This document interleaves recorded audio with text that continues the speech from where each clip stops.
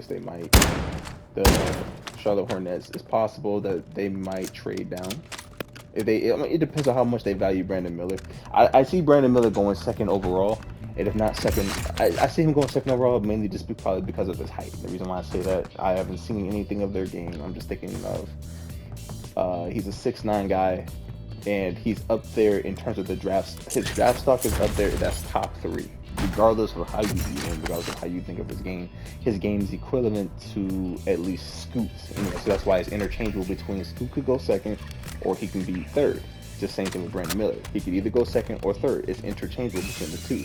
Both teams already have a point guard, so I don't see a reasoning why it is that they would pick up Scoot as a 6'2" guard. Like I just don't see a reason for it. When they both have LaMelo, who's, I don't know his height, but he's a taller than average point guard, and then you have Dame, who is your established point guard. It's all about what is established and what isn't.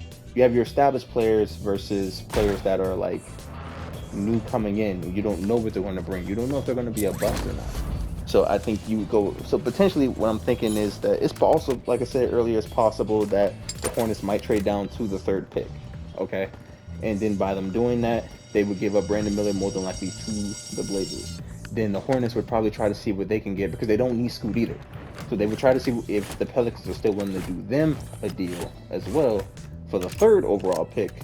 Or again, I don't see why they would do it, but probably for time's sake, they probably would just grab Scoot if they know that the Pelicans want Scoot, and then they would just try and trade him at some point for that asset of either Ingram or Zion. Or me personally, like I said, I'm thinking just trade the pick. Just trade the pick. Honestly, if you're considering it, I'm saying. But again, it all depends on what the Charlotte Hornets are thinking. If the Charlotte Hornets camp is thinking to themselves, I want Brandon Miller, then the Blazers should trade that pick. I don't think it's in their best interest to pick up Scoot. Now, Brandon Scoot could be an excellent 2 guard or an excellent point guard alongside Dame. It's possible. It's possible. I also wonder, where's Anthony Simons in all of this? Like, that's the one thing about it. Like, that's the one name that I'm not hearing too much about. Where is he in all of this? I feel like neither teams want Scoot. And I think with Zion's recent shortcomings, along with his entire career and how it's been, he's great when he's there, but when he's not there, obviously he's not there, so he's not giving us production at all, and to which that has been a problem with him. So you'd like a more consistent player that you can actually get production value out of and get your actual money's worth, because they've set up all the stuff in getting CJ, getting Ingram, and all these other things, but ultimately it's amounted to nothing. You'd much rather just get somebody else who can assist the actual team and actually move the franchise forward and actually be a franchise player. Your franchise player cannot be sitting on the bench half the fucking time because he's injured or he's dealing with like shit. It's actually very possible that the Hornets would, if they don't want Brandon Miller either, and they actually want to have this player, and they're thinking of like, the Hornets probably not going to win a championship anytime soon, but they could severely, if they can get Zion right, then, you know, they pair him up with LaMelo, then they have 2 established players. They have like, LaMelo has established himself as a great point guard with a lot of upside. I don't fully know what the Pelicans' plans are. Get ready, resurgence window is because I about don't to know if close. they just really want Scoot, or if they really want Brandon Miller, or I mean, they probably would take either one of them at this point, but Fire I mean, sales who's to say? done. I think they're just trying to get Prices are back if to they normal. are seriously considering trading Zion or Ingram, I think that they're mainly, if they're trying to trade Zion, then they're trying to restart. Like, they're trying to get a fresh start. They can trade Ingram Gas is closing and then in. keep Zion and then get Scoot, then that's not a full restart, but at the same time you're still dealing with Zion's bullshit.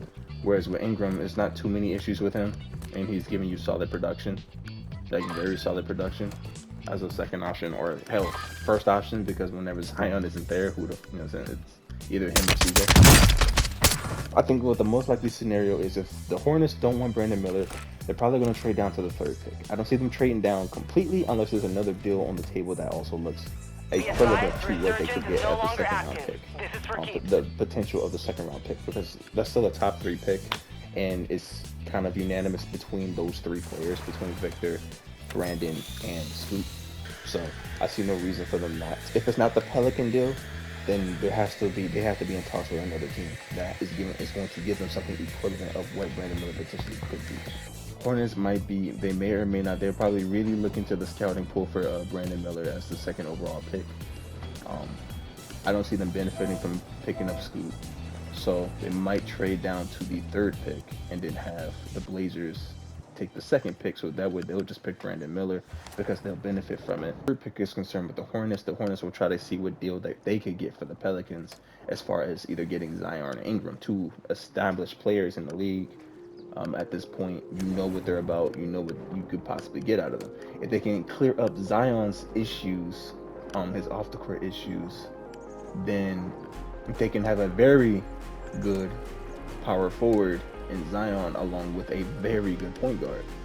And thinking about that combo, that's pretty crazy, especially with them being so young. You keep those two as your core and you build around those two. Though Zion is the better talent between him and Ingram, Zion is injury prone, unfortunately, as it stands right now. Injury prone, and he has a lot going on, so he has a lot more drama, so there's a lot more risk there. There's a lot more risk of making a bad decision picking him over Ingram, because Ingram has kind of been more consistent. I don't know if he got injured recently or not, but he's been there a lot more frequently than Zion has. So that's the thing. That's the things you need to consider when it comes to that decision. Is, are you willing to take that risk and basically having a player that you're going to be paying money for, and he might not play? I also think that the Blazers shouldn't be too hasty about it either. I mean, if you see potential in Scoot, and if you see something that I don't see in that, because like I'm looking at that from a purely like height. We saw the Dame and CJ combo, right? And that didn't work out too well. I don't know what Scoot's defense is looking like. Scoot is younger, maybe he'll get more effort on that end. Who knows?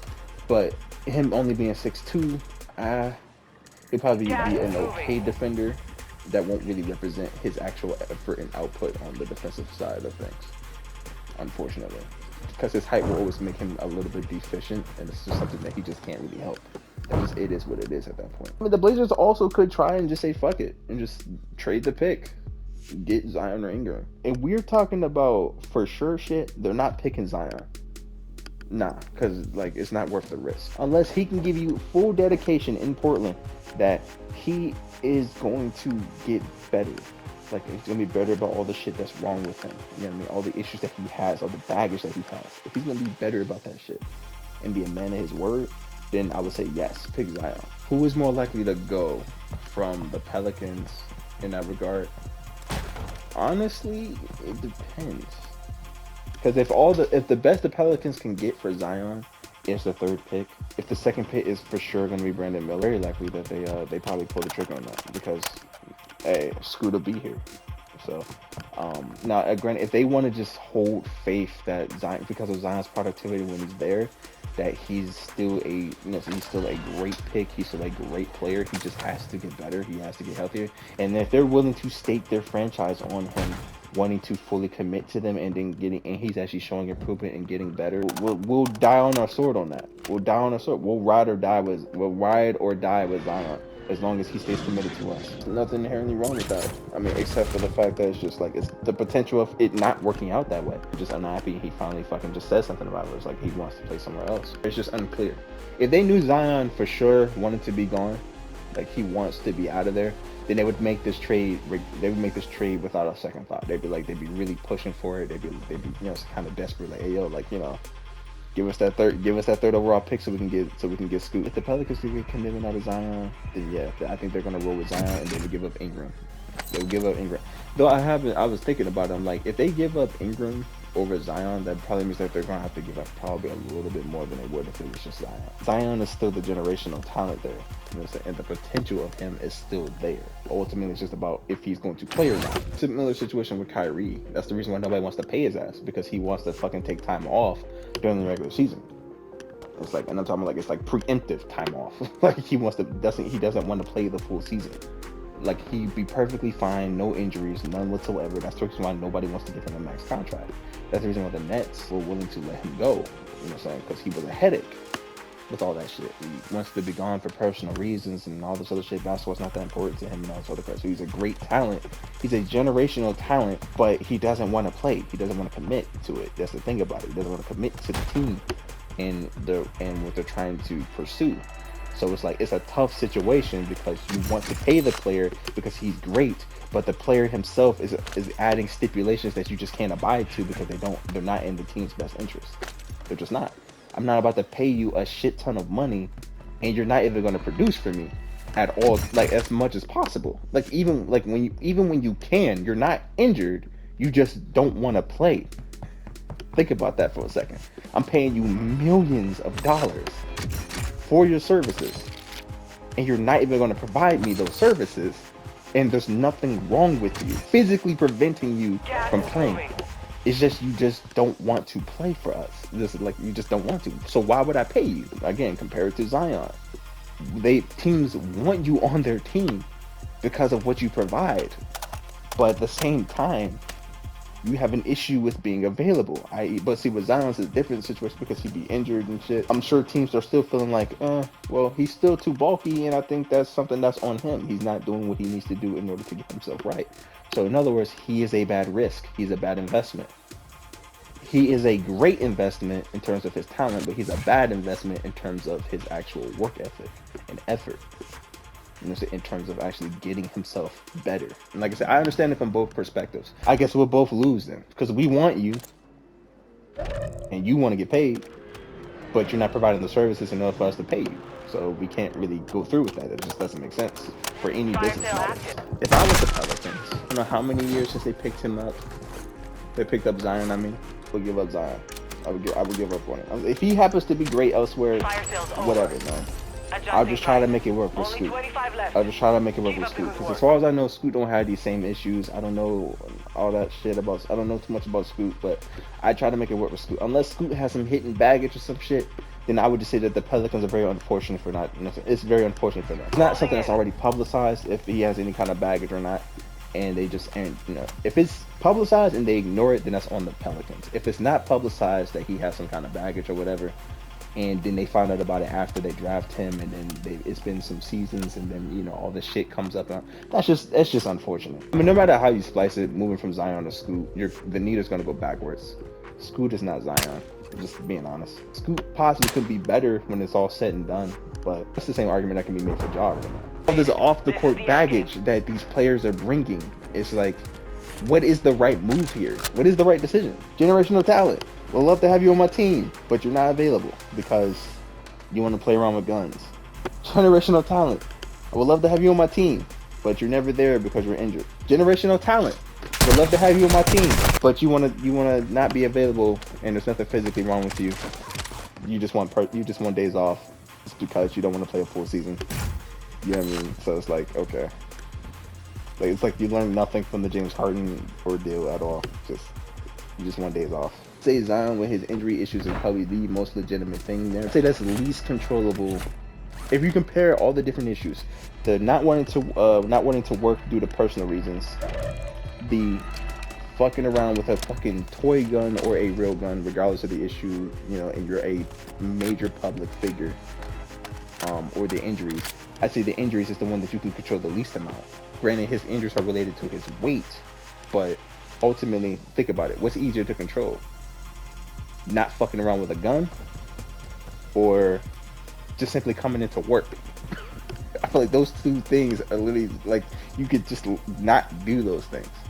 With losing weight, yes, you could just eat better, but those things take time and it take a lot of work and effort. It doesn't take a lot of work and effort to just not be on camera with a gun, or not be in public with a gun. It doesn't take much effort to just show up to work and then just work when you're already good at what you do anyways. But GG's.